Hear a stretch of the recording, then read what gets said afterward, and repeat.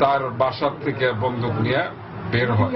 শিমুল পরপর ওই বন্দুক সহ 2-3টা ছবি তোলার পর সরাসরি শিমুলকে গুলি করা হয়। সিরাজগঞ্জে পৌর মেয়রের গুলিতেই নিহত হন সাংবাদিক শিমুল। দাবি সংসদ সদস্যের, গ্রেপ্তার আরো 3। শাহজাদপুরে চলছে আধাবেলা হরতাল। দেশে প্রতি বছর 20 লাখেরও বেশি কর্মক্ষম মানুষ বাড়লেও নেই পর্যাপ্ত কাজের সুযোগ। শ্রমবাজার ও বিনিয়োগ সম্প্রসারণ না হওয়ায় বাড়ছে বেকারত্ব, মত অর্থনীতিবিদদের। এক বছরেও উদ্ধার হয়নি বাংলাদেশ ব্যাংকের রিজার্ভ চুরির অর্ধেক অর্থ ফেরত পাওয়া নিয়ে অনিশ্চয়তা, সময়ক্ষেপণী কারণ বলছেন সংশ্লিষ্টরা। বিভিন্ন কর্মসূচির মধ্য দিয়ে পালন হচ্ছে বিশ্ব ক্যান্সার দিবস। দেশে প্রতি বছর আক্রান্ত হয় 1 লাখের বেশি। তামাকজাত পণ্য ও অনিরাপদ খাবারই কারণ বলছেন গবেষকরা। এবং 6 দশক পেরিয়ে গেলেও বড় পর্দায় অবহেলিত ভাষা আন্দোলনের প্রেক্ষাপট, ইতিহাস পড়াই উদাসীনতার কারণে এই সংকট, এফডিসির ব্যর্থতা বলছেন নির্মাতারা।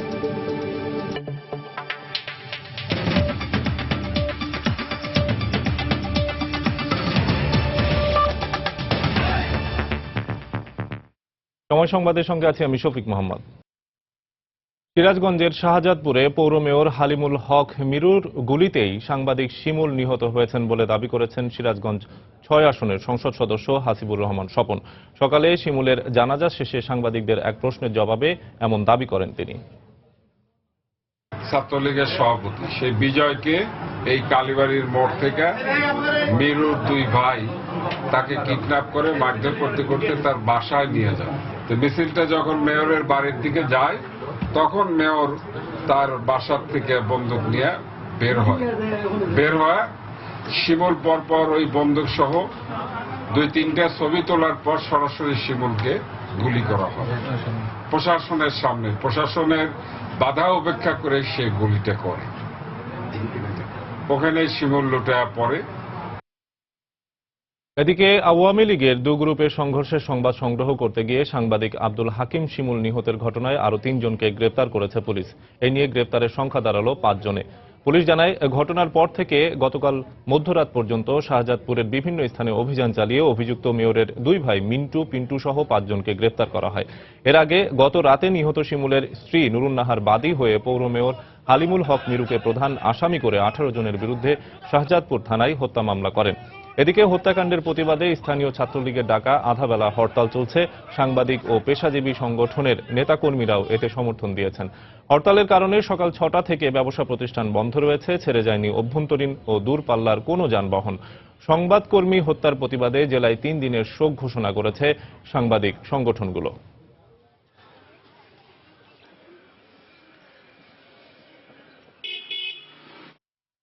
সাংবাদিক আব্দুল হাকিম শিমুল নিহতের ঘটনায় দেশের বিভিন্ন স্থানে মানববন্ধন করেছেন সাংবাদিকরা।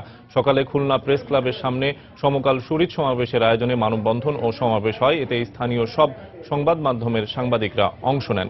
এ সময় তারা শিমুল হত্যার সঙ্গে জড়িতদের দল থেকে বহিষ্কার সহ দৃষ্টান্তমূলক শাস্তির দাবি জানান।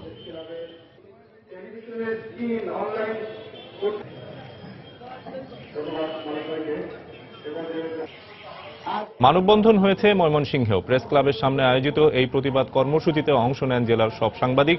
এ সময় শিমুল হত্যার সঙ্গে জড়িতদের দ্রুত গ্রেফতার করা না হলে কঠোর আন্দোলনের হুঁশিয়ারি দেন তারা। প্রতিবছর দেশে কর্মক্ষম মানুষের সংখ্যা বাড়ে 20 লাখেরও বেশি। এদের মধ্যে স্নাতক ও স্নাতকোত্তর পাশ করা শিক্ষার্থীর সংখ্যা 5.5 লাখের বেশি। তবে এদের সবার জন্য নেই সরকারি চাকরির সুযোগ। আবার বেসরকারি খাতে কর্মক্ষেত্রের পরিধি সীমিত হয়ে আসায় বিশ্ববিদ্যালয়ের গণ্ডি পেরোনো শিক্ষার্থীদের বেশিরভাগই বেকার থাকছে।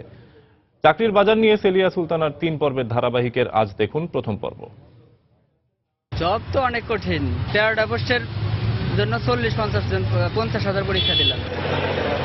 স্নাতক আর স্নাতকোত্তর শেষে চাকরি যেন সোনার হরিণ। পূর্ণাঙ্গ নিশ্চয়তার প্রধান ভরসা সরকারি চাকরি। তাই বহুবার পরীক্ষায় বসার পরও তা যেন ধরাছোঁয়ার বাইরে। 11 সালে মাস্টার্স আমার 2013 মার্চে শেষ হয়েছে।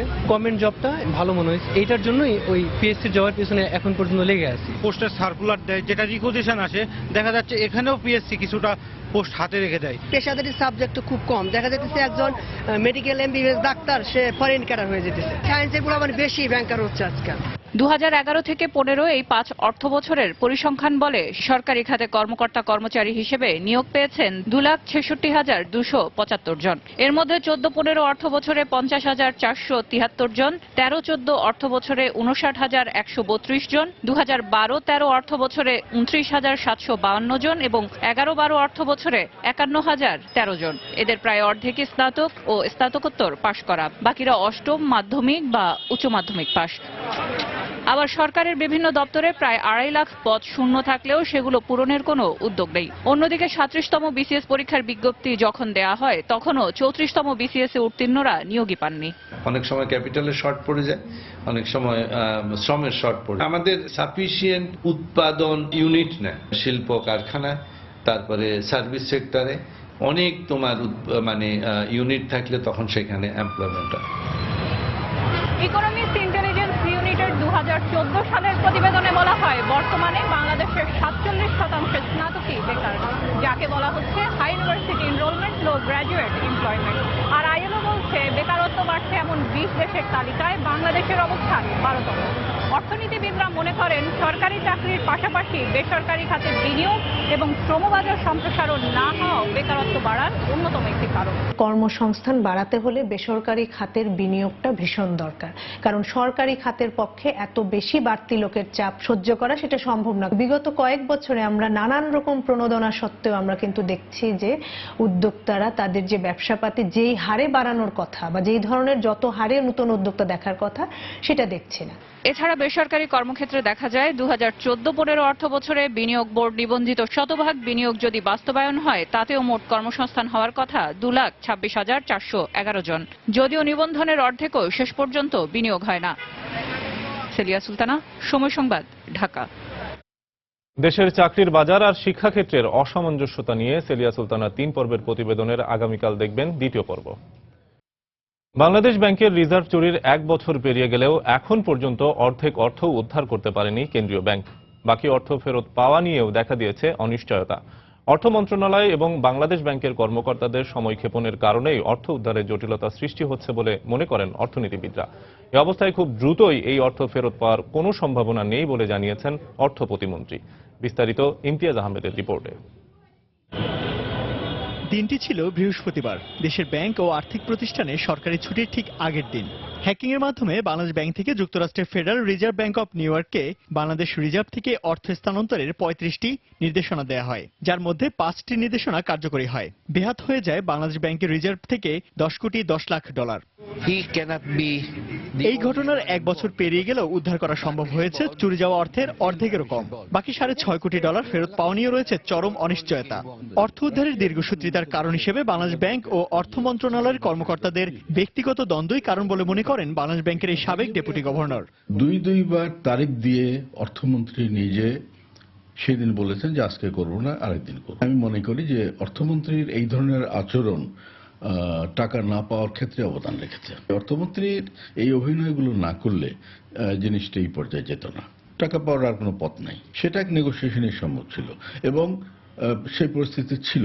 আমরা সেটাকে বিশেষ করে অর্থ মন্ত্রণালয়ের অদক্ষতার জন্য অথবা অন্য কোনো কারণে তাদের এটাকে আমরা হারিয়েছি। এখন আইনগত পথে যাওয়ার আর কোনো বিকল্প নাই। অর্থ উদ্ধারের বিষয়টি এখন অনেকটাই ধীরগতি হয়ে গেছে স্বীকার করে অর্থ প্রতিমন্ত্রী বলেন, শুরুতে ফিলিপাইন সরকার থেকে এ বিষয়ে সহযোগিতা করলেও এখন তাদের সেই আন্তরিকতা অনেকটাই কমে গেছে, স্রোতগতি হয়ে গেছে পূর্বের তুলনায়। এটা কেন হয়েছে কোনো আইনি বিষয় কিনা আমি ঠিক বলতে পারছি না। আশা করবো যে আমরা পুরো টাকাটি পাবো, তবে না পেলে যে একদম আমরা মরে যেতে হবে এমন কোনো বিষয় নয়। এটা একটা আমাদের জন্য শিক্ষা। আমি মনে করি এখানে প্রযুক্তিটাকে আরো শক্তিশালী করতে হবে এবং সম্পূর্ণ ফেল প্রুফ যেটা যে কখনো এটা ব্যর্থ হবে না সেই ধরনের একটা সিস্টেম ডেভেলপ করতে হবে। আমি একটু আশ্বস্ত করতে পারি যে সরকার পিছিয়ে নেই, সরকার এটাকে আইনি পথে তাদের সরকার নিয়মের পথে এটাকে পার্সু করছে একটা না। সেই হিসাবে আমাদের সিস্টেমটার মধ্যে যেসব ব্যক্তিরা কাজ করে লোকগুলোর মধ্যে কিছু গাফিলতি, কিছু কিছু জায়গায় ব্যর্থতা অবশ্যই আছে। গেল 1 বছরে বাংলাদেশ ব্যাংকের চুরি যাওয়া রিজার্ভের এখন পর্যন্ত অর্ধেক উদ্ধার করা সম্ভব হয়নি। তাই বাকি অর্থের পুরোটা উদ্ধারের পাশাপাশি দেশের ব্যাংকিং ব্যবস্থা এবং রিজার্ভের নিরাপত্তা নিশ্চিতে প্রযুক্তিগত নিরাপত্তা সব থেকে বেশি জরুরি বলে মনে করছেন দেশের ব্যাংকিং খাতের সঙ্গে সংশ্লিষ্টরা। ইমতিয়াজ আহমেদ, সময় সংবাদ, ঢাকা। সময় সংবাদে আরো থাকছে। যন্ত্রপাতি নষ্ট সহ নানা কারণে রাজশাহী জুট মিলে প্রতি মাসে লোকসান হচ্ছে ৮০ লাখ টাকা। বাড়ছে শ্রমিক অসন্তোষ। নতুন পরিকল্পনার কথা বলছে কর্তৃপক্ষ। এবং জলদস্যু আতঙ্ক নেই নোয়াখালীর জাহাজযাচরের মানুষের। বিরানভূমিতে গড়ে উঠেছে গবাদি পশুর খামার। হচ্ছে রবি শস্যের চাষ। স্বর্ণদ্বীপ গড়ে তুলছে সেনাবাহিনী।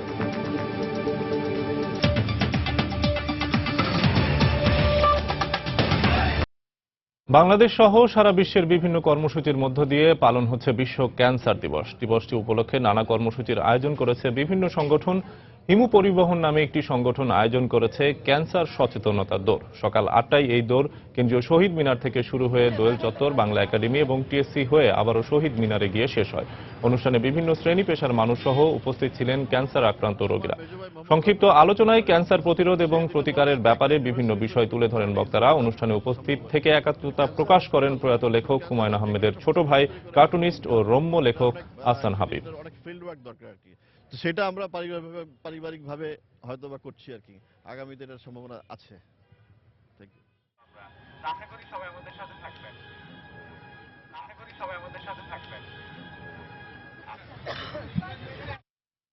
দেশে প্রতি বছর নতুন করে ক্যান্সারে আক্রান্ত হচ্ছেন 1,20,000 মানুষ। তার বিপরীতে একটি মাত্র বিশেষায়িত হাসপাতাল। আর সব মিলে 200 জনেরও কম ক্যান্সার বিশেষজ্ঞ রয়েছেন, যা বাংলাদেশে ক্যান্সারের সার্বিক ভয়াবহতা প্রকাশ করে। তাই ক্যান্সার চিকিৎসার অবকাঠামো বাড়ানোর পাশাপাশি ক্যান্সার প্রতিরোধের দিকে বেশি গুরুত্ব দেওয়া প্রয়োজন বলে মনে করছেন সংশ্লিষ্টরা। সেলিয়া সুলতানার রিপোর্ট। বাংলাদেশে ক্যান্সারের ব্যাপকতা নিয়ে জাপানের জার্নাল অফ ক্লিনিক্যাল অনকোলজিতে প্রকাশিত গবেষণা নিবন্ধে বলা হয়, বাংলাদেশের 1,27,00,000 মানুষের দেহে অস্বাভাবিক কোষের বৃদ্ধি ঘটে চলছে। চিকিৎসা বিজ্ঞানের ভাষায় যা নিউপ্লাসিয়া নামে পরিচিত। এবং 2030 সাল নাগাদ ক্যান্সারের ঝুঁকিতে থাকবেন 2,04,00,000 মানুষ, এমন আশঙ্কার কথা বলছে এই গবেষণা। অন্যদিকে national institute of cancer research and হসপিটালে চিকিৎসা নিতে আসা 2 বছরের রোগীদের তথ্য বলছে, এখন বাংলাদেশে ক্যান্সারে আক্রান্ত রোগীর সংখ্যা প্রায় 16 লাখ। আমি যখন জয়েন করি তখন 10 জন মাত্র স্পেশালিস্ট ছিল, এখন সব মিলে প্রায় 200-র মতো আছে। যথেষ্ট না, কিন্তু যারা আছে তারা তো সবাই ঢাকা কেন্দ্রিক। হাসপাতালের বেড সংখ্যা বাড়ায় লাভ নাই। আমাদের প্রস্তাব হলো যে 8টি বিভাগীয় শহরে আমরা আঞ্চলিক ক্যান্সার কেন্দ্র চাই। প্রথমত তাদের কম খরচে তারা আসতে পারবে, তাদের এই যে সেবা নেওয়ার হারটা বাড়বে, আগ্রহটা বাড়বে এবং ব্যয় কম হবে। এই জিনিসগুলো হবে এবং তাতে কি হবে, যত তাড়াতাড়ি আসবে তত চিকিৎসায় সুস্থ হওয়ার সম্ভাবনাটা বাড়বে। গবেষণায় দেখা যায়, হাসপাতালে ভর্তি হওয়া মোট ক্যান্সারে আক্রান্ত 60%ই পুরুষ, যাতে 13 থেকে 18% ফুসফুসের ক্যান্সারে আক্রান্ত। এছাড়া লিপ অ্যান্ড ওরাল ক্যান্সার 12 এবং অন্য নালীর ক্যান্সারে আক্রান্ত হচ্ছে 8.2%, যার অন্যতম কারণ হিসেবে উল্লেখ করা হচ্ছে তামাক ও তামাকজাত পণ্য ব্যবহারকে। এমন কোনো কেমিক্যালস আর নাই যেটার মধ্যে 70টি কার্সিনোজেনিক উপাদান আছে। পুরুষের ফুসফুসের ক্যান্সার, পাকস্থলীর ক্যান্সার, গলার ক্যান্সার, মুখের ক্যান্সার সহ সকল ক্যান্সারের জন্য তামাক দায়ী। পরোক্ষ ধূমপানের কারণে মহিলারা স্তন ক্যান্সার আক্রান্ত হন। বর্তমানে ক্যান্সারের ঔষধ বাংলাদেশে তৈরি করা হলেও অতিরিক্ত মূল্যের কারণে তা এখনো বেশিরভাগ ক্যান্সার রোগীর ধরাছোঁয়ার বাইরে। তাই ক্যান্সারের চিকিৎসায় সরকারের সুযোগ সুবিধা বৃদ্ধির পাশাপাশি ক্যান্সার প্রতিরোধে সরকারি ও ব্যক্তি পর্যায়ে সচেতনতা বাড়ানো প্রয়োজন বলে মনে করেন সংশ্লিষ্টরা। সেলিয়া সুলতানা, সময় সংবাদ, ঢাকা। সিরাজগঞ্জে সাংবাদিক আব্দুল হাকিম শিমুল নিহতের ঘটনায় নিন্দা জানিয়ে তথ্যমন্ত্রী হাসানুল হক ইনু বলেছেন, সাংবাদিক হত্যার বিচার করা রাষ্ট্রের দায়িত্ব ও কর্তব্য। রাষ্ট্র সেই দায়িত্ব যথাযথভাবে পালন করবে বলেও এই সময় তিনি আশা প্রকাশ করেন। সকালে রাজধানীর শাহবাগে জাতীয় জাদুঘরে সুফিয়া কামাল মিলনায়তনে এক অনুষ্ঠানে তিনি একথা বলেন। সাংবাদিক কালকে গুলিতে নিহত হয়েছে, আমি এটার নিন্দা করছি এবং সেই সাংবাদিকের আত্মার মাগফিরাত কামনা করছি। এবং যেই হোক না কেন, এই সাংবাদিকের হত্যার সঙ্গে যারা জড়িত, তিনি মেয়র হন, নেতা হন, নেত্রী হন, তাকে আইনানুগ ব্যবস্থার সম্মুখীন করা রাষ্ট্রের কর্তব্য। নিহত সাংবাদিকের খুনিদেরকে দলমত নির্বিশেষে নিরপেক্ষভাবে আইনে সোপর্দ করার কর্তব্য রাষ্ট্র করবে। 52 ভাষা আন্দোলন স্বাধীনতার প্রথম প্রণোদনা, অথচ 6 দশকের বেশি সময় পেরিয়ে গেলেও ভাষা আন্দোলনের প্রেক্ষাপট বড় পর্দায় অবহেলিতই থেকেছে। বিশেষজ্ঞরা বলছেন, ভাষা আন্দোলনের গুরুত্ব অনুধাবনের ব্যর্থতা এবং নিমগ্ন ইতিহাস পাঠের অভাবে এই সংকট সৃষ্টি হয়েছে। তরিকুল ইসলাম সৌরভের রিপোর্ট। বাংলা বলারে আকুতি তো আজন্ম লালিত। এই আকুতি জীবনে থাকে বলে শিল্প মাধ্যমে তা উঠে আসে বারংবার। ইতিহাসে বিরল রক্তাক্ত ভাষা আন্দোলন, সৃজন কর্মীদের শৈল্পিক ভাবনায় কখনো কবিতা, কখনো গান, আবার উপন্যাসে নানা ব্যঞ্জনায় ফুটে উঠেছে। তবে শিল্প মাধ্যমগুলোর মধ্যে সবচেয়ে জনপ্রিয় চলচ্চিত্রে ভাষা আন্দোলনের প্রেক্ষাপট বরাবর অবহেলিতই থেকেছে। তবে এর মাঝেও সবেধন নীলমণির মতো আহমদ ছফার উপন্যাস ওঙ্কার অবলম্বনে বাংলা নামে একটি চলচ্চিত্র নির্মিত হয়েছে 2002 সালে।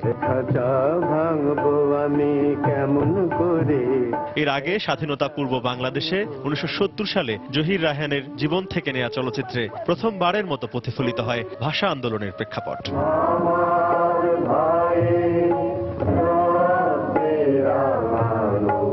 দিনক্ষণ বা তিথি নয়, ভাষা আন্দোলন বাঙালির জীবন্ত ইতিহাস, যার সাথে প্রতিদিনই বসবাস।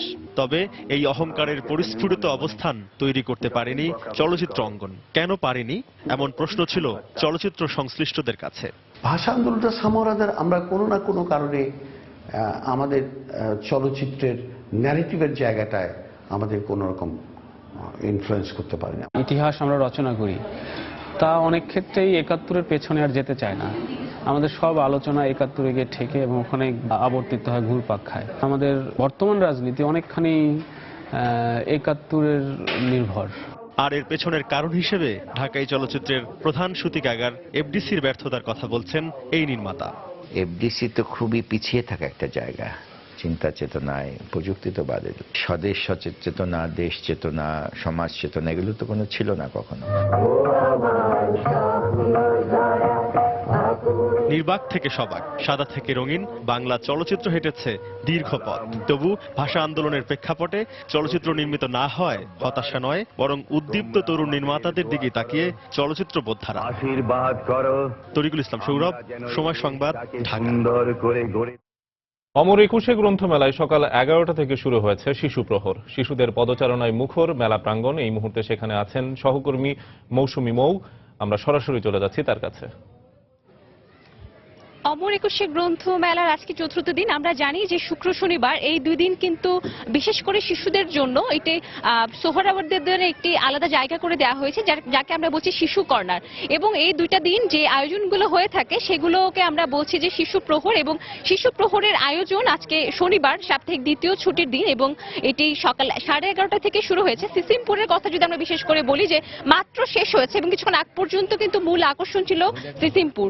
এবং এখনো কিন্তু আবার দেখা যাচ্ছে যে সব বয়সের শিশুরা, বিশেষ করে অভিভাবকরা তাদের শিশুদের সঙ্গে নিয়ে আর বইমেলার বিভিন্ন স্টলে কিন্তু ভিড় করছেন। এবং সেই শিশুরা তাদের আগ্রহের জায়গা থেকে, যেমন কারো ইতিহাস পছন্দ, কারো সংস্কৃতি পছন্দ, কারো ঐতিহ্যের বিষয় পছন্দ, কারো প্রযুক্তি অর্থাৎ কম্পিউটারের বিষয় পছন্দ, কারো অ্যাডভেঞ্চার পছন্দ। তো যার যেমনটা পছন্দ সে কিন্তু তার সেই জিনিসগুলো সেভাবে দেখছে। যে অনেকে আছে যে মানে জোকস যদি বলি, হাসির গল্প, সেগুলো কিন্তু অনেকের পছন্দ, অর্থাৎ পছন্দের তালিকায় যার যে বিষয়টি চূড়ান্ত অর্থাৎ শীর্ষে রয়েছে সে কিন্তু সেই বিষয়গুলো সেই অর্থে দেখছে। আর অভিভাবকদের কিন্তু বিশেষ আগ্রহ এই জায়গা থেকে যে ছোটবেলা থেকে যদি বই পড়ার অভ্যেস গড়ে তোলা যায় তাহলে কিন্তু এটি পরবর্তীতে ব্যক্তিত্ব বলে পুরো জীবনে একটি মানসিক বিকাশে অনেকটাই সাহায্য করে। তাই কিন্তু তারা নিজেদের সময় করে, আমি যদি বলি আজকে কিন্তু শনিবার, আজকে অনেক চাকরিজীবী কিন্তু ছুটির দিন, বিশেষ করে সরকারি দ্বিতীয় ছুটির দিন, এবং তারাও কিন্তু সবাই এখানে ভিড় করছে। এবং শিশুরা তাদের পছন্দ মতো তাদের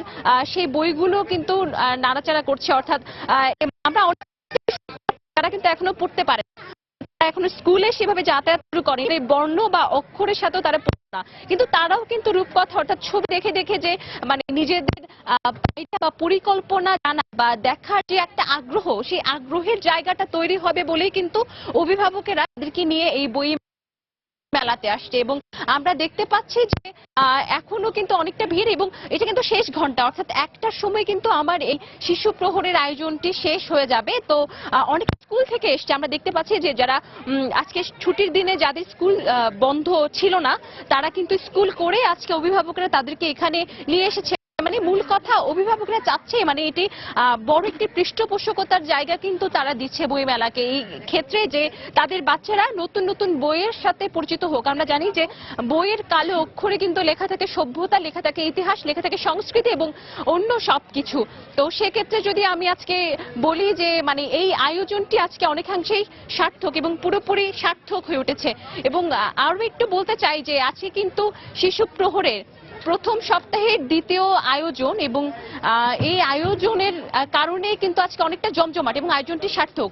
এবং এই অবস্থা যদি চলতে থাকে অর্থাৎ পুরো মাস কিন্তু রয়েছে, আরো অনেকগুলো শিশু প্রহর থাকবে এবং আয়োজকরা জানিয়েছে দিন যতদিন শিশু প্রহর থাকবে অর্থাৎ পরবর্তী সপ্তাহে এগুলো আরো বেশি শিশু কিশোরদের পদচারণায় মুখরিত হবে, আরো অনেক বেশি জমজমাট হবে, এমনটাই কিন্তু মনে করছেন আয়োজকরা। সোহরাওয়ার্দী উদ্যানে শিশু প্রহর থেকে এই ছিল আমার কাছে সর্বশেষ। শফিক। মৌ, আপনাকে ধন্যবাদ। অমর একুশে গ্রন্থমেলা থেকে শিশু প্রহরের খবর জানাচ্ছিলেন আমাদের সহকর্মী মৌসুমী মৌ। সময় সংবাদে আরো থাকছে, প্যারিসের লুভর জাদুঘরে হামলার চেষ্টার সঙ্গে জড়িত 29 বছর বয়সী ব্যক্তি একজন মিশরীয়, জানিয়েছেন আইনজীবী। পর্যটন ভিসায় দুবাই থেকে প্যারিসে আসে সে।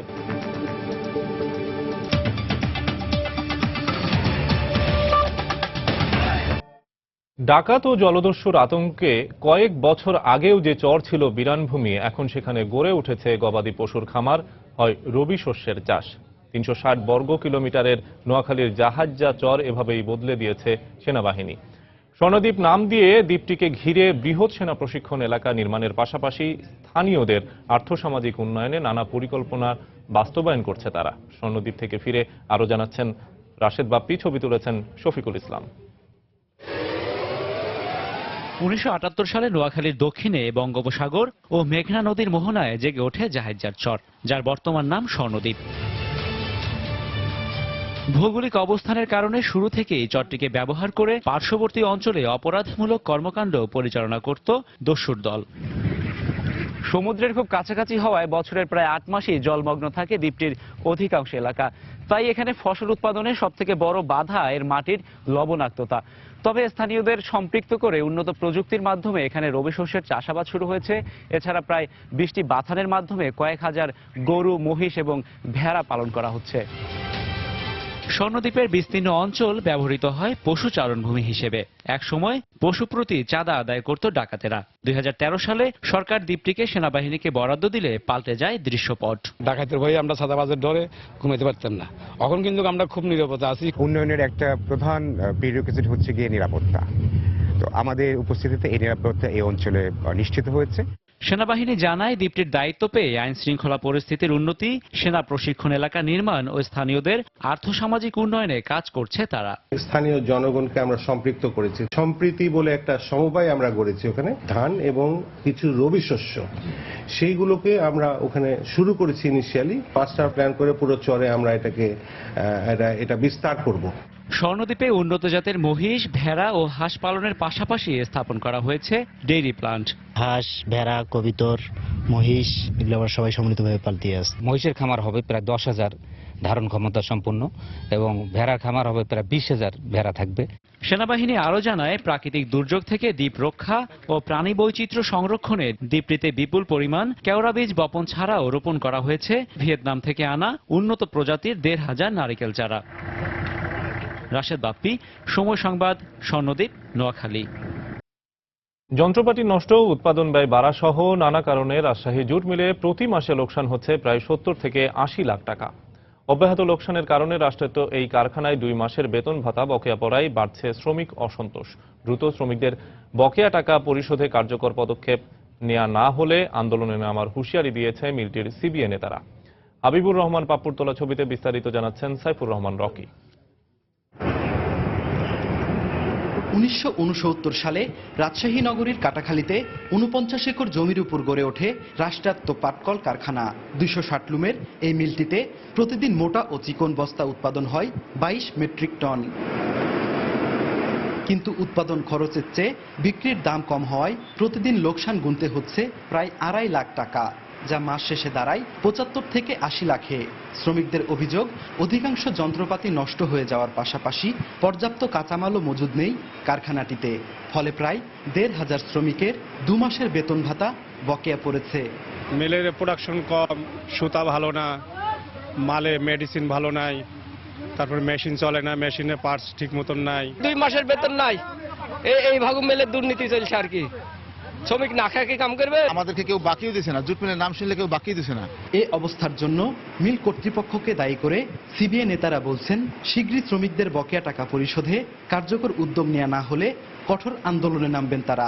মিল কর্তৃপক্ষ যোগাযোগ করছে উপর মহলে, কোনো টাকা পয়সা দিছে না।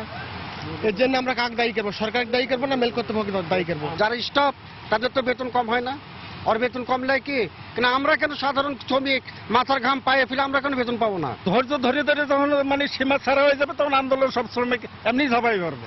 তবে উৎপাদন খরচ কমাতে আধুনিক যন্ত্রপাতি স্থাপন, দক্ষ শ্রমিকদের কাজে লাগানো ছাড়াও পাটজাত পণ্যে ভিন্নতা আনতে পারলে এ চিত্র পাল্টে যাবে বলে আশাবাদ প্রকল্প পরিচালকের। 50 দশকের মেশিন, 60 দশকের মেশিন, এই মেশিনগুলিকে বিএমআরই করা দরকার।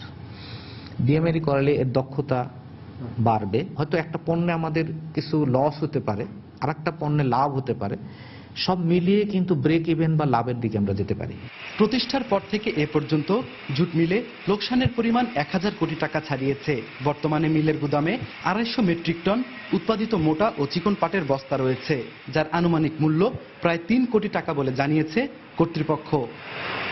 সাইফুর রহমান রকি, সময় সংবাদ, রাজশাহী। বরগুনায় এতিমখানার নামে গরিব অসহায় শিশুদের জন্য বরাদ্দ কোটি কোটি টাকা হাতিয়ে নিচ্ছে একটি চক্র। বছরের পর বছর এতিম শূন্য থাকলেও সমাজসেবা অধিদপ্তরের অসাধু কর্মকর্তাদের যোগসাজশে সরকারি বরাদ্দ তুলে নিচ্ছে তারা। সমাজসেবা কর্তৃপক্ষের দাবি, বিভিন্ন চাপের মুখে বরাদ্দ দিতে বাধ্য হচ্ছেন তারা। এম এ আজিমের তথ্য ও এস এম সিফাতের ছবিতে ডেস্ক রিপোর্ট। বরগুনা জেলার সরকারি বরাদ্দপ্রাপ্ত এতিমখানার তালিকার 6 নম্বরে থাকা আঙ্গারপাড়া হাশিমিয়া শিশু সদনকে 18 জন এতিমের জন্য 2 কিস্তিতে বছরে 2,16,000 টাকা বরাদ্দ দেয় সরকার। এবছর সমাজসেবা অধিদপ্তরের তদন্ত প্রতিবেদনে এতিমখানাটিতে 40 জন এতিম আছে ও এর কার্যক্রম সন্তোষজনক উল্লেখ করা হয়। তবে 20 জন এতিমের জন্য বরাদ্দের সুপারিশ করা হয়। কিন্তু বাস্তবে এতিমখানাটিতে গিয়ে দেখা যায় একটি সাইনবোর্ড ও জরাজীর্ণ ভবন ছাড়া কিছুই নেই। সময় সংবাদের ক্যামেরা দেখে আটকে ওঠেন এতিমখানার পরিচালক মাইনুল। একই অবস্থা তালিকার 19 নম্বরের ইঞ্জিনিয়ার সুলতানা সালেহ শিশু সদন, তালিকার 2 নম্বরের পূর্ব হাজার বিঘা বটতলা শিশু সদন সহ অধিকাংশ এতিমখানারই। এতিমখানা পরিচালকদের দাবি, সামান্য কিছু টাকার বিনিময়ে সমাজসেবা অধিদপ্তরের কর্মকর্তাদের ম্যানেজ করেন তারা। ওই রিপোর্ট ওইভাবে দেখাইতে হয়, নাহলে তো প্রতিষ্ঠান সমস্যা হয়। এতিম তো আছে, এতিম বিভিন্ন দিকে গেছে, গাঁও গ্রামের ব্যাপার। 2-3 জন গেছে, ঢাকাতে আত্মীয় আছে, জ্বর এলাকার তো আবার বাড়িতেও গেছে প্রত্যেক 8 জন রেগুলার থাকে আর কি। ওই আবেদন নিবেদন করা লাগে এমপির মাধ্যমে, সুপারিশ টুপারিশ দিয়ে যে একটু বৃদ্ধি হোক। এদিকে এতিম শিশুরা ছুটিতে আছে বলে এতিমখানা পরিচালকরা দাবি করলেও এলাকাবাসী বলছেন গত কয়েক বছর ধরে বন্ধ এগুলোর কার্যক্রম। আমি এই দেখিনি আর কি, আমি গেছে বছর আশ্বিন মেশে আইছি, এই পর্যন্ত আমি দেখিনি কোথাও। ছিল, এখন বর্তমানে নাই। কতদিন যাবত নেই? প্রায় 2 বছর, আর এই 3 বছর থেকে। তবে সমাজসেবার কর্মকর্তাদের দাবি, জনপ্রতিনিধিদের সুপারিশ আর উপর মহলের চাপে বরাদ্দ দিতে বাধ্য হচ্ছেন তারা। তাদের মানে হাত এত লম্বা, তারা কিন্তু ওখানে গোড়াঘাটে গিয়ে তারা তদবির সুপারিশ শেষ করে আমাদের সুপারিশ ব্যতিরেকেই তারা বরাদ্দ করায় নিয়ে আসে। জেলার 135টি এতিমখানায় 1664 জন এতিম শিশুর জন্য প্রতি বছর 1,99,68,000 টাকা বরাদ্দ দিচ্ছে সরকার। সময় সংবাদ, বরগুনা। দেখছেন সময় সংবাদ। দেশের বাইরের খবর। ফ্রান্সের রাজধানী প্যারিসের লুভার জাদুঘরে হামলার চেষ্টার সঙ্গে জড়িত 29 বছর বয়সী ব্যক্তি মিশরীয় নাগরিক বলে ধারণা করা হচ্ছে। শুক্রবার ফরাসি আইনজীবী ফ্রাঁসোয়া মালিনস সাংবাদিকদের একথা জানান। তিনি বলেন, হামলাকারীর পরিচয় এখনো জানা যায়নি, তবে গেল 26শে জানুয়ারি 1 মাসের পর্যটন ভিসায় তিনি দুবাই থেকে প্যারিসে আসেন বলে তথ্য পাওয়া গেছে। এই হামলার সঙ্গে আর কেউ জড়িত ছিল কিনা সে বিষয়টি খতিয়ে দেখছে পুলিশ। শুক্রবার লুভার জাদুঘরের সামনে ছুরি নিয়ে হামলার পর নিরাপত্তা বাহিনীর গুলিতে ওই সন্দেহভাজন হামলাকারী গুরুতর আহত হন। তার শারীরিক অবস্থার উন্নতি হলে জিজ্ঞাসাবাদ করা হবে বলে জানিয়েছে কর্তৃপক্ষ।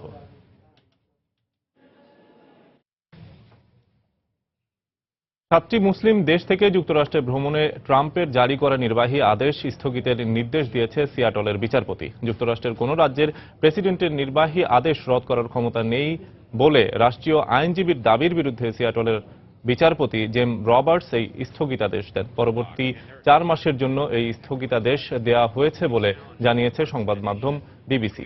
এরই মধ্যে যুক্তরাষ্ট্রের পররাষ্ট্র দপ্তরের বরাত দিয়ে মার্কিন সংবাদ মাধ্যম জানায় শুক্রবার 7টি মুসলিম প্রধান দেশ থেকে আসা প্রায় 1 লাখ ভ্রমণ ভিসা বাতিল করেছে ট্রাম্প প্রশাসন। খেলার খবর। কিছুটা অপ্রচলিত হলেও দারুণ সম্ভাবনাময় খেলা উশু। আত্মরক্ষার সঙ্গে বিনোদন, এই দুইয়ের সংমিশ্রণ উশু খেলাকে করেছে জনপ্রিয়। সেই সঙ্গে বৈশ্বিক প্রতিযোগিতাগুলোতেও রয়েছে পদক জয়ের সম্ভাবনা। তাই তো দেরিতে হলেও টনক নড়েছে এনএসসির। সারা দেশ থেকে বাছাইকৃত 36 জন খেলোয়াড় নিয়ে মাসব্যাপী ক্যাম্পের আয়োজন করেছেন তারা। মার্শাল আর্ট আর জিমন্যাস্টিক্সের সংমিশ্রণে দারুণ সম্ভাবনাময় খেলার নাম উশু। 2007 সালে বাংলাদেশ উশু অ্যাসোসিয়েশনের যাত্রা শুরু। এরপর 2010 সালের এসএ গেমসে 52 কেজি ওজন শ্রেণীতে 2টি স্বর্ণ জিতেছিল মেজবাউদ্দিন ও ফাহমিদা ইয়াসমিন। এছাড়া ওই 2 আসরে 2টি ব্রোঞ্জও জিতেছিল লাল সবুজের প্রতিনিধিরা। আর ভারতে অনুষ্ঠিত পরের এসএ গেমসে উশু ডিসিপ্লিনে 5টি ব্রোঞ্জ জিতেছিল বাংলাদেশ। এবারের লক্ষ্যটা 2018 সালের কমনওয়েলথ গেমস। সে লক্ষ্যে দেশের 18 জেলা থেকে বয়সভিত্তিক পর্যায়ে বাছাইকৃত 36 খেলোয়াড় নিয়ে বঙ্গবন্ধু স্টেডিয়ামে চলছে মাসব্যাপী প্রশিক্ষণ ক্যাম্প। তবে মাত্র 1 মাসের ক্যাম্পে খেলোয়াড়দের আগ্রহ আর উন্নতির গ্রাফ দেখে এবার আরো ভালো কিছু করার আশায় বুক বাঁধছেন দলের কোচ থেকে শুরু করে সংশ্লিষ্ট সবাই। যেই সমস্ত ট্রেইনাররা, কোচরা এদেরকে তৈরি করছে, তাদেরকেও যদি একটু বাইরে উচ্চতর প্রশিক্ষণের দিয়ে আসার ব্যবস্থা করা হতো, তাহলে আমরা আরো ভালো রেজাল্ট পেতাম। সারা বছর হলে তো কথাই নাই, শুধু 6 মাস করার সুযোগ পেলে আমরা ইনশাল্লাহ আন্তর্জাতিক স্বর্ণ নিয়ে আসতে পারবো। আমরা যে সুযোগ সুবিধা এখন পাচ্ছি অ্যাসোসিয়েশন হিসাবে, সেটা আমাদের পর্যাপ্ত না। ঠিক আছে, বার্ষিক যে বরাদ্দ হয় এটা আসলে মানে আমাদের অফিস স্টাফ, কম্পিউটার অপারেটর এদেরই চালানো মুশকিল। আর ক্যাম্পে ডাক পাওয়া খেলোয়াড়দের সবার স্বপ্নই এখন উশুকে ঘিরে। তবে ক্রিকেটের দেশে সেটা যে অনেক বড় চ্যালেঞ্জ তাও মানছেন তারা। তবুও অনিশ্চয়তার বন্ধুর পথ মারিয়ে এই ইভেন্টেই লাল সবুজের পতাকাকে বিশ্ব দরবারে তুলে ধরতে চান এসব কিশোর উশুকাররা। উশু এমন একটা খেলা যেটা মানে মেয়েদের আত্মরক্ষার জন্য খুবই দরকারি হয়। ভারত প্লেয়ার হবো, অন্য দেশ থেকে বাংলাদেশে নিয়ে আসবো, এটাই আমার আশা। এখন যে সমস্যাটা আছে সামনে হয়তো এটা থাকতো না, যদি আরো থাকতে পারতাম। আমার মনে হয় সারা বছর থাকলে আরো ভালো হতো। 1 মাসের প্রশিক্ষণ ক্যাম্প শেষে আগামী মার্চে অনুষ্ঠিত ক্লাব কাপ ও জাতীয় উশু চ্যাম্পিয়নশিপে অংশগ্রহণ করবেন ক্যাম্পে থাকা খেলোয়াড়রা। মাহবুব রিমন, সময় সংবাদ, ঢাকা।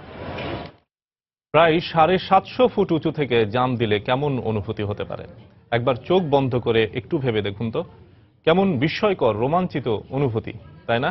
স্বপ্ন নয়, বাস্তবে এমন দুঃসাহসিক অভিজ্ঞতার স্বাদ নিচ্ছে পৃথিবীর অনেক ভ্রমণ পিপাসু। দর্শক, বলা হচ্ছে নিউজিল্যান্ডের বিখ্যাত স্কাই টাওয়ারের কথা। প্রতিদিন হাজারো পর্যটকের ভিড়ে মুখর থাকছে স্কাই টাওয়ার।